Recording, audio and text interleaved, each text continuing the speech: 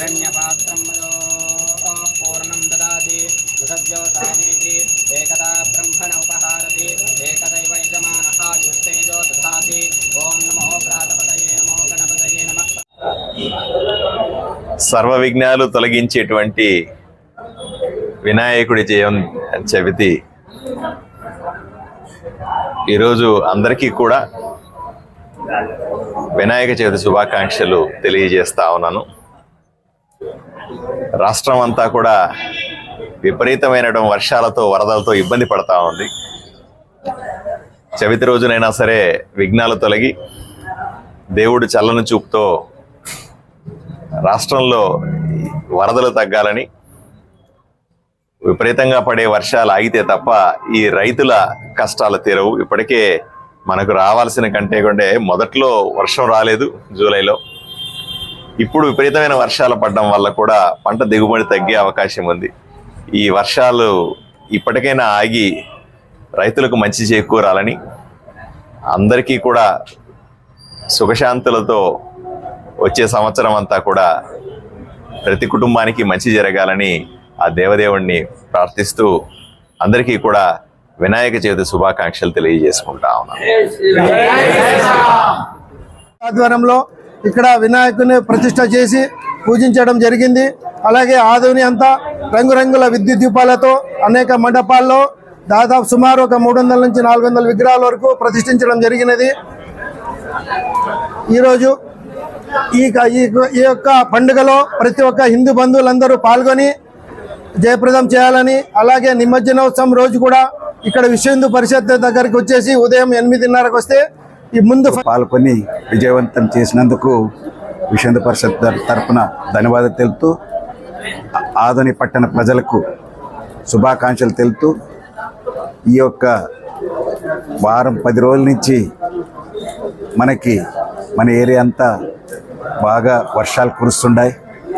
కానీ విజయవాడ ఏరియాలో చాలా అతివృష్టిగా వర్షాలు కురిసినందుకు చాలామంది బాధపడుతున్నారు.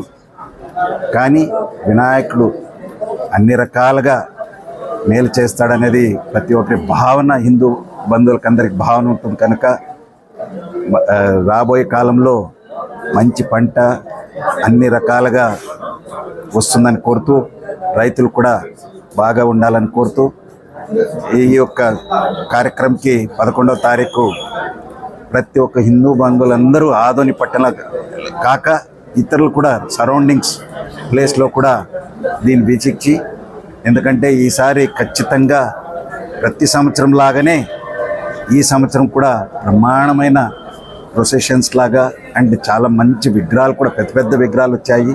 ఆదోని పట్టణ ప్రజలందరికీ వినాయక చవితి శుభాకాంక్షలు తెలుపుతున్నాం. మన ఆదోనిలో 1984 నుంచి 2 విగ్రహాలు 3 విగ్రహాలతో మొదలై ఈరోజు వందల సంఖ్యలో చాలా వైభవంగా జరుగుతూ ఉంది. భగవంతుడు ఇలాగే ప్రతి సంవత్సరం ఘనంగా, శాంతియుతంగా, క్రమశిక్షణంగా పరంగా జరగాలని ఆశిస్తున్నాం.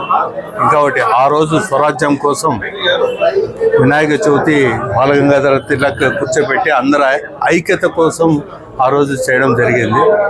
ఈరోజు మన హిందుత్వాన్ని మిగిల్చుకోవడానికి కోసం హిందువులంతా కలిసిమెలిసి కులాలుగా అతీతంగా ఈ పండుగను చాలా ఘనంగా ఆచరించాలని చెప్పి కోరుకుంటున్నాను.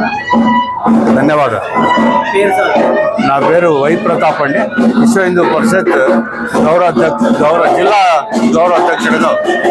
శుభాకాంక్షలు అందరికీ. ఈరోజు విశ్వ హిందూ పరిషత్ ఆవరణంలో అందరికి సమక్షంలో ప్రతి సంవత్సరం లాగా ప్రతి ఏటా ఎలా సందర్భంగా ఎలా పూజ చేస్తామో అలాగే అనవాయితీగా సాంప్రదాయ పద్ధతితో ఈరోజు వినాయక చవితి పండుగ జరుపుకున్నాము. ఈ పండుగ రోజు ప్రతిరోజు ఇక్కడ రాత్రి భజన ఉంటుంది, మొదటి రోజు నుంచి 5వ రోజు వరకు. మరియు 7 గంటల నుంచి 8 గంటల వరకు సత్సంగం ఉంటుంది. మనము మన కొత్త సంప్రదాయం కూడా ఇక్కడ పెట్టాలని అందరూ వినాయకుడి గురించి, వినాయక వ్రతం గురించి, వినాయక కథ గురించి, మన ఆది దేవతలు ఎలా పూజించారో వినాయకునికి అందరూ చూడాలని, చెప్పాలని, అందరికి తెలియాలని ఈరోజు మనం ఇక్కడ ఏర్పాటు చేయడము. అందరూ వచ్చి ఈ అవకాశాన్ని సద్వినియోగపరచుకోవాలని మేము కోరుతున్నాం. విశ్వ హిందూ పరిషత్ ఆదోని నగర ఉపాధ్యక్షుడు చంద్రశేఖర్.